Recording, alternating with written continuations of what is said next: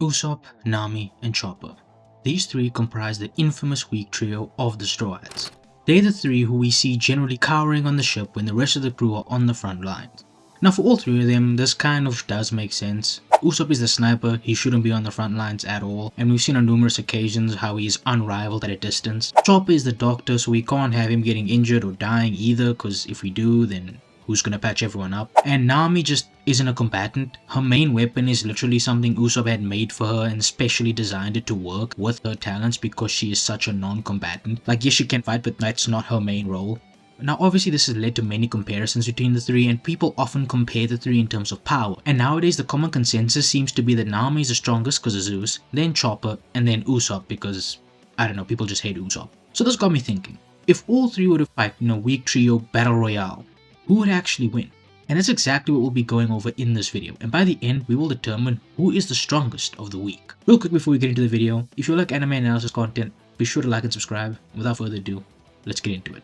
So for this video, the first thing I'm going to go over is all the notable feats of the respective weak trio members and all the notable aspects of their arsenal, and then from there I will use that information to determine who will win if all three were to go head to head in a battle royale scenario between the three of them. Starting with Nami, she's probably the most straightforward of the three. She has a bunch of weather attacks like her gust sword attack, which is mostly just to gain distance, but let's be honest, her big gun in this fight is obviously going to be Zeus. Now Zeus has shown some great destructive feats, managing to completely blow a crater in the seducing woods as well as maybe cause widespread destruction in the Block Kingdom when she attacks Road. It's kind of unclear in the manga. The anime does have just the offshoots of her main lightning blast causing damage all over the kingdom though. Now although these destructive feats may seem impressive, they are actually not what makes Zeus so dangerous. What makes him so scary is the fact that Zeus is effectively Duranic. Well, to be more accurate, lightning in general seems to negate durability. We see this already with how Nami uses her lightning pre-time skip, where the lightning passes through opponents and that's just how it damages them, essentially hurting their eternal organs. Further evidence for this is that when Big Mom attacks Ulti, we also see the lightning pass straight through Ulti, but the next time we see Ulti, she doesn't have a hole in her stomach or part of her torso cut out, even though we can clearly see where the blast landed. Following this, Zeus says that even though Ulti is tough on the outside, Big Mom messed up her insides and then advises Nami to use lightning to finish Ulti off, and that does the trick. We also once again see how Nami's lightning passes through Ulti, so I think this makes it clear that Nami's lightning bypasses conventional durability. The problem with her lightning pre-time skip was that it just wasn't strong enough to take out anyone remotely strong, as even though it does hurt them, like we've seen with Ulti, they can just shrug it off because of the insane endurance of anyone competent in One Piece, but with Zeus that is now much less of a concern. Another problem was obviously landing the lightning strike, but Zeus for the most part circumvents that since he essentially acts as a homing missile. Now for Nami's stronger lightning blast, it does still require setup with weather eggs, as we see she needs to wait for Zeus to charge up on weather eggs before firing at Road and Ulti, and these are two of her strongest blasts to date, but we have seen her fire off Zeus almost instantly against Gunko using Weather Shark Tempo, but this is seemingly a weaker attack since in terms of AoE and destruction it just doesn't measure up to the other two blasts I've mentioned. This is also the perfect time to mention that this instance shows us that Zeus's homing isn't perfect, as Nami switched out with Brook after Zeus was redirected to her by Gunko, and this isn't even the first time this has happened either, since Nami pulled the same trick on Whole Cake Island versus Big Mom. Also, fun fact, did you guys know Brook is immune to lightning because he doesn't have flesh? It's such a weird ability, or I guess trait, that he just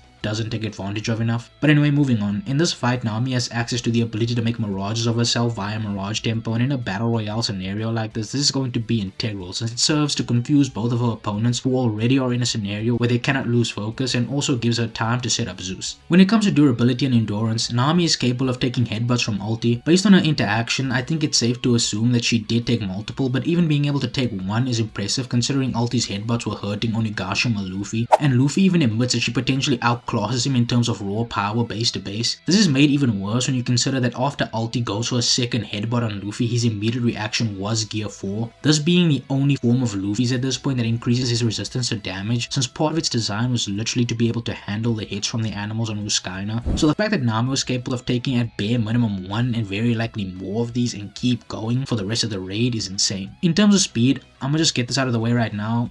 All three seem pretty relative. They were all three capable of reacting to Saturn when he attacked Robin, and this is notable because Gear 5 Luffy was calling it close when Saturn's tentacles attacked him. Now we have reason to believe that Saturn was attacking the Strawites at full speed because he tells the Strawites that he has no time to deal with them and tells them to be gone. I genuinely see zero reason for him to say this and then decide to not attack them at full speed, especially since he's going for Nico Robin. Now the reason I compare this to Gear 5 Luffy is because Luffy in Gear 5 is pretty concretely faster than light, and there's only one member of the weak trio who has a feat feat of reacting to a laser, but this feat of dodging Saturn is just more impressive, and all three share it, so in terms of speed, they're all relative.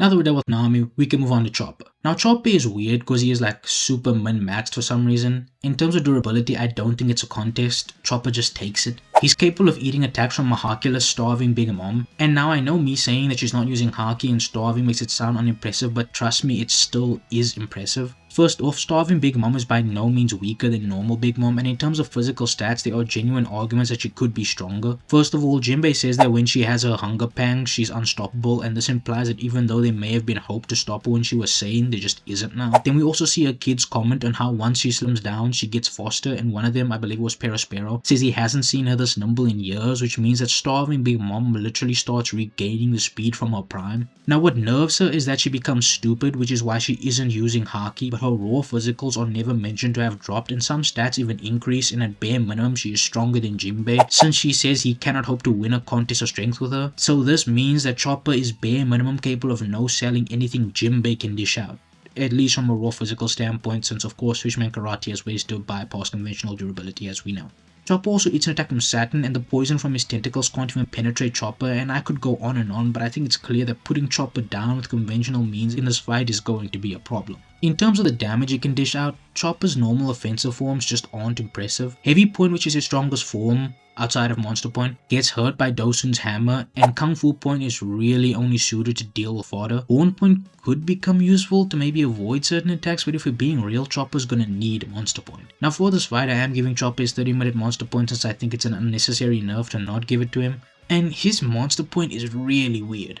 Obviously offensively it is strong, but defensively I just think Guard Point is better. Monster Point got pierced by arrows, and although Chopper's fight with Big Mom was off screen, he was visibly damaged by her while using Monster Point, and we've just shown how Guard Point can take attacks from her with no difficulty. This is obviously because Guard Point uses the properties of Chopper's fur to reduce and essentially completely nullify all incoming damage, and Monster Point is just relying on raw durability. Now Monster Point might have enhanced endurance, at least in the sense that he can take a lot of punishment and keep going. We see he is riddled with arrows and bleeding and keeps fighting against Queen. He also chose this form when they were stalling Big Mom, and although he was visibly damaged, he never went down, so I think it's implied that this is essentially Chopper's endurance form where he can just keep fighting till the timer runs out. The Jailer Beast and Impel Down were also highlighted for their endurance, so I think that's also going to be Monster Point's strong point. I realize I brushed over his offensive capabilities earlier, but that's because he just really doesn't have any. He's vaguely stronger than Heavy Point because he one-shot Dosun, but other than that, it's done literally nothing notable. Like, he tells Queen to keep his wife's name out of his mouth, but then after that we find out this did nothing, and Queen is letting Chopper hit him, and Queen considers this playing around, so obviously he can't be doing anything to Queen. Then on Elbaf, he literally does 0 damage to the giants he attacks too. Genuinely, Monster Chopper's best feat is clashing with Big Mom in opening 21. Not in an actual episode, in an opening. Like, I genuinely see zero way to get Monster Point Chopper's hits over an ulti headbutt unless I scale him based off vibes, and I'm not about to do that. I already went over speed, they're all relative, so now we can move on to Usopp.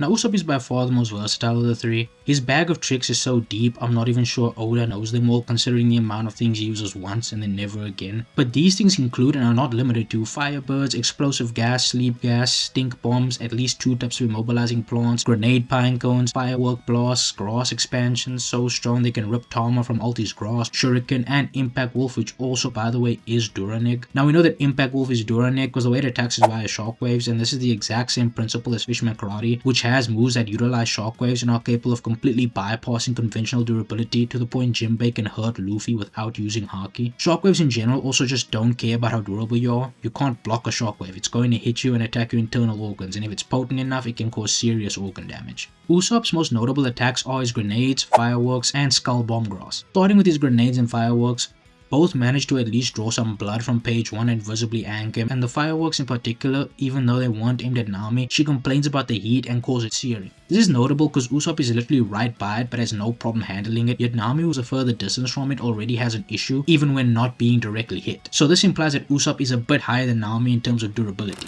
Skull Bomb Grass is Usopp's strongest attack from a raw physical standpoint. I think the best scaling for this attack is that when Usopp used it to try and destroy the wall of blocking them, after it doesn't work, Luffy's immediate response, was to use Gear 4. Now the implication for this is that if Usopp's attack cannot break that wall, then Gear 3 won't be enough. So this means Usopp's strongest attack should be relative to Luffy's base Gear 3 attacks at least. And last but not least, what I believe to be by far Usopp's most notable move in his arsenal in this fight is Sleep Storm. Usopp has used this attack to incapacitate the children on Punk Hazard and guards before reaching Onigashima, and it does exactly what it says. It puts his opponents to sleep, and this is a massive tool in Usopp's kit. Usopp is also without contest the weak trio member with the best endurance. He went through all of Enies lobby extremely injured, and even after breaking even more bones on the island was still capable of sniping marines on the coast all the way from the top of the tower. He also has taken multiple ulti headbutts and at least verifiably took more than Nami and kept going. Usopp also took an ulti headbutt that cracked his skull, kept going, and then took another ulti headbutt and still managed to keep fighting. So yeah, his endurance in this battle is unmatched. Now with all that out of the way, let's get into the fight. To make it fair for everyone, we'll be starting them all in equal distance away from each other, let's say 20 meters, and from there the fight will begin. Now Usopp in character is going to try and gain distance, and he has ways to do this, starting with Smoke Star, which not only will obscure vision but will even momentarily stop his opponent's movements since it's smoke, so it'll cause him to cough. Following this, Nami will most likely also use this chance to try and gain distance to try and set up her own attacks and defenses such as Mirage Tempo and even feed Zeus, while Chopper at this point I doubt would even enter Monster Point yet. At this point though, I see Usopp already being in position and firing off his Rafflesia, aka his Stink Bomb. The Stink Bomb will then immobilize them somewhat, especially Chopper with his enhanced senses until the smoke screen dissipates, giving Usopp time to locate his targets, and at this point it's essentially easy pickings for Usopp, because if he sees Nami and Chopper at a distance, he's putting both to sleep and can basically kill them if he feels like it. In conclusion, Usopp wins. I know this sounds generous to Usopp, but realistically, what are the other two supposed to do? If we do a different scenario, where for example, Nami already has Zeus charged and Chopper starts in Monster Point, practically nothing changes since Zeus can't locate Usopp without seeing him. The smoke dulls Chopper's senses and the scenario ends the same, with the only slight issue maybe being that if Chopper stays in monster form while unconscious, he'll technically be harder to kill if we're counting killing as a win count, because realistically landing a hit with Sleep Star should count as the win already. But even if I say Usopp doesn't open with his smoke screen to gain the distance for some reason, he's gonna do it some other way, and he's at an advantage here because unlike Nami who has to prep her attacks and Chopper who has to close a bit of distance, he can just attack immediately. So he can even open with Bamboo Javelin as a distraction or all his Pinecone grenades, etc, before they have a chance to pounce. But if we say Usopp cannot use smoke screen, Nami has a lightning strike ready, and Chopper is in Monster Point from the get-go, then this leads us with a scenario where Usopp most likely has to choose who to attack, and he will probably choose Nami, as Usopp in character will go for who he thinks is the easiest to beat, since he was more than willing to take down the injured Caesar, and in this scenario Nami is just more susceptible to his attacks, so he can hit her with any number of attacks, and in this scenario I see Nami dropping a massive AoE lightning to attack both Usopp and Chopper. It's from there where I see Nami running off, and Usopp and Chopper, who won't go down from a single strike, will have to recover, and then Usopp will have to try and escape from Chopper, and then to do this I think he will just use his Stink Bomb, and then from there Sleep Star GG, which then only leaves Nami. Now this is an advantageous position for Nami because she can just rain down lightning from a safe distance with a Mirage Tempo, so even if Usopp sees her, he has to try and find the real one to beat her while taking damage. So in the scenario, I just think Nami whittles him down and wins. But notice how I had to completely nerf Usopp for Nami to get a W. Usopp is just far too kitted out, and if we're being honest, I think Oda knows that, so he intentionally tries to make us forget it by having him spam the same move when he fights, so we think that's all he has. But if we're being honest, unless we give Usopp plot-induced stupidity for this fight, he just wins.